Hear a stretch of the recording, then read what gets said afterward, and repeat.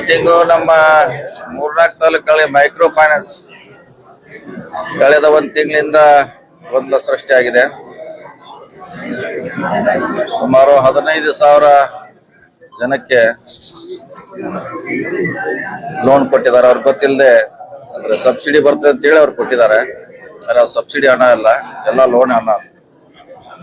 ಅದಕ್ಕಲ್ಲಿ middle man ಕೂಡ ಒಂದು 4-5 ಜನ ವಿಶೇಷವಾಗಿ ಮಹಿಳೆಯರು ಇದನ್ನ ನೇತೃತ್ವ ವಹಿಸಿದ್ದಾರೆ. ಈಗಾಗಲೇ ಒಬ್ಬನ ಅರೆಸ್ಟ್ ಮಾಡಿದೀವಿ ನಾವು. ಇನ್ನು 2 ತನಿಖೆ ಮಾಡ್ಬೇಕಾಗಿದೆ. ಇವತ್ತು ಮಾಡ್ಲಿಕ್ಕೆ ಹೇಳಿದೀವಿ.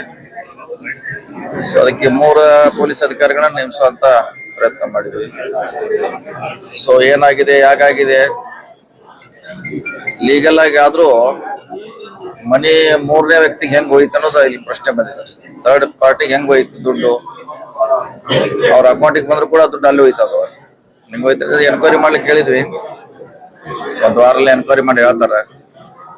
ಸೊ ಅಲ್ಲಿವರೆಗೆ ರಿಕವರಿಗೆ ಯಾರಿಗೂ ತೊಂದರೆ ಮಾಡಬೇಡ ಅಂತ ಅವ್ರಿಗೆ ಇನ್ಸ್ಟ್ರಕ್ಷನ್ ಕೊಟ್ಟಿದ್ದೀವಿ ಫೈನಾನ್ಸ್. ಸೊ ಯಾರು ಕೂಡ ಅವ್ರು ಯಾರು ಸೋಮೋಟ ತುಂಬೋಂಗಿದ್ರೆ ತುಂಬೋದು.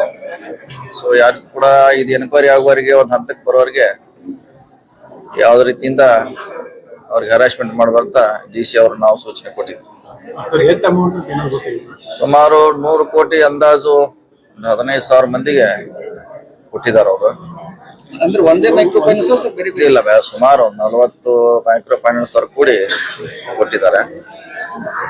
ಸೊ ಇದರಲ್ಲಿ ಖಂಡಿತ ಮೋಸ ಆಗಿದೆ ಅಂತ ನಿಜ, ಅದೇನು ಪ್ರಶ್ನೆ ಇಲ್ಲ. ಹೆಂಗಾಯ್ತು, ಯಾರು ಮಾಡೋಣ ಕಂಡುಹಿಡಿಬೇಕಾಯ್ತು.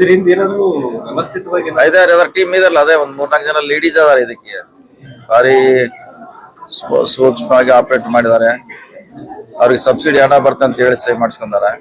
ಸೊ ಅವ್ರು ಫ್ರೀ ಆಗಿ ಬರ್ತಂತ ಅವ್ರು ಸಹಿ ಮಾಡಿದಾರೆ. ಆದ್ರೆ ಈಗ ಅದು ಸಬ್ಸಿಡಿ ಎಲ್ಲ ಈಗ ತುಂಬಬೇಕಂದಾಗ ಇದೆಲ್ಲ ಗೊಂದಲ ಸೃಷ್ಟಿಯಾಗಿದೆ.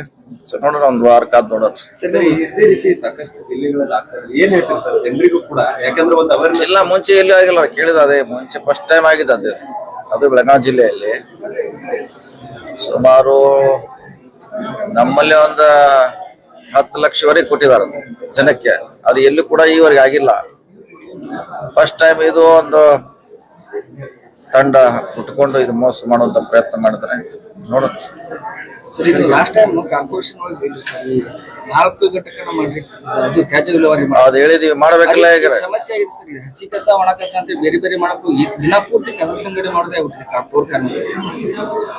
ಸಮಸ್ಯೆ ಆಗಿದೆ, ಮಾಡ್ಬೇಕು. ಯಾಕಂದ್ರೆ ಇನ್ನೂ ಹೆಚ್ಚು ನಾವು ಮೆಕ್ಯಾನಿಸಮ್ ಯೂಸ್ ಮಾಡಬೇಕು. 4 ಗಂಟೆ ಆಗಲೇಬೇಕು. ಯಾಕಂದ್ರೆ ಒಂದೇ ಕಡೆ ಲೋಡ್ ಆಗ್ತಾ ಇದೆ. 4 ದಿಕ್ಕಿನ ಕಡೆ ಕಸ ಸಂಗ್ರಹಣೆ ಮಾಡ್ಲಿಕ್ಕೆ ಅನುಕೂಲ ಆಯ್ತು. ನೋಡೋಣ, ಪ್ರಯತ್ನ ಮಾಡೋದು. ಬಿಜೆಪಿಯವರು ಇವತ್ತು ಪೋಸ್ಟರ್ ನಾಳೆ ಮಾಡ್ತಾರೆ. ಈಗ ಅದ್ರಲ್ಲಿ ಎಷ್ಟು ಸತ್ಯಾಂಶ ಇದೆ ತನಿಖೆ ಆಗ್ಬೇಕಲ್ಲ. ತನಿಖೆ ಆಗ್ಬೇಕು. ತನಿಖೆ ಆದ್ಮೇಲೆ ನೋಡೋಣ ಅದ್ರ ಬಗ್ಗೆ. ಈಶ್ವರಪ್ಪ ಪ್ರಕರಣದಲ್ಲಿ ರಾಜೀನಾಮೆಗೆ ಒತ್ತಾಯ ಮಾಡಿದ್ರು ಕಾಂಗ್ರೆಸ್. ಈಗ ಯಾಕೆ ರಾಜೀನಾಮೆ ಕೊಡ್ತಿಲ್ಲ ಖರ್ಗೆ ಅವರು ಅಂತ ಹೇಳಿ ಬಿಜೆಪಿ ಅಲ್ಲಿ ಇದ್ರಲ್ಲಿ ಅವ್ರ ಹೆಸರು ಇದೆ. ಎಲ್ಲಿ ಇಲ್ಲಲ್ಲ, ಇದೆ ಅವ್ರ ಹೆಸರು ನಂಗೆ ಕಾಣೋಲ್ಲ. ಅದ್ರಲ್ಲಿ ಈಶ್ವರಪ್ಪನ ಹೆಸರು ಅವ್ನು ಬರ್ದಿದ್ದ, ಸಂತೋಷ್ ಪಾಟೀಲ್ ಬರ್ದಿಟ್ಟಿದ್ದು. ಅದಕ್ಕೂ ವ್ಯತ್ಯಾಸ ಇದೆ. ತನಿಖೆ ನಡೀತಾ ಇದೆ. ಹೆಂಗಾರು ಪೊಲೀಸ್ ರಿಜಿಸ್ಟರ್ ಆಗಿದ್ದು ಕಂಪ್ಲೇಂಟ್ ಆಗ್ಲಿ ಅಂತ ನೋಡೋದ್ಬೇಕಾಗ್ತದೆ.